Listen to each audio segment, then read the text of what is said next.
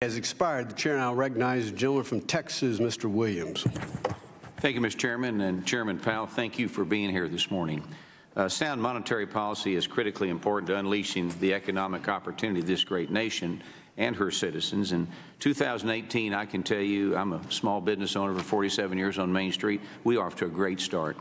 With a booming economy, low unemployment, and Americans having more money in their pocket due to the Tax Cuts and Jobs Act.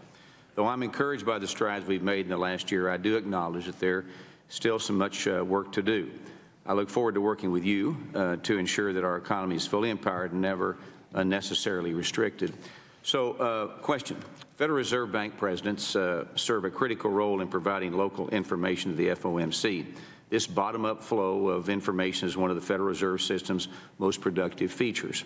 However, the voting rotation exposes an inconsistency in that some of the largest district economies cast a vote every 3 years, while smaller economies are requested or represented annually or every other year.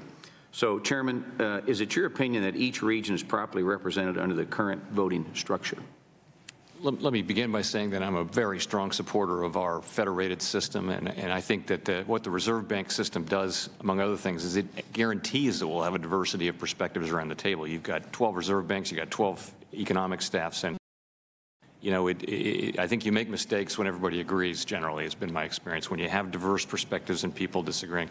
So in terms of the structure, I really don't think it's broken, and I'll just say, when we have an FOMC meeting, you look around the table, all 12 Reserve Bank presidents are there, and they all speak, and honestly, I have to go find a list to remember who the voters are and who aren't the voters. So it's really not so much about who has the vote, it's who has persuasive things to say.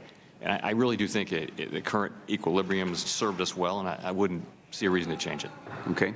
I believe that monetary policy would be better informed if district representative voted consistently. And San Francisco, Atlanta, Richmond, and Dallas vote every 3 years, while New York votes every year, and Chicago and Cleveland every other year. I fear that this underrepresents certain economies and that the needs of regions that vote more frequently could be unjustly prioritized. The presence of Federal Reserve Bank presidents on the FOMC helps to drive power away from Washington and New York and empower every economic constituency across the country. So for that reason, I have introduced H.R. 4759, the FOMC Representation Improvement Act, that would provide every Federal Reserve Bank president consistent voting rights, just as New York currently enjoys. So, Chairman, do you support a policy that would allow all districts consistent voting rights and be as detailed as you want to be?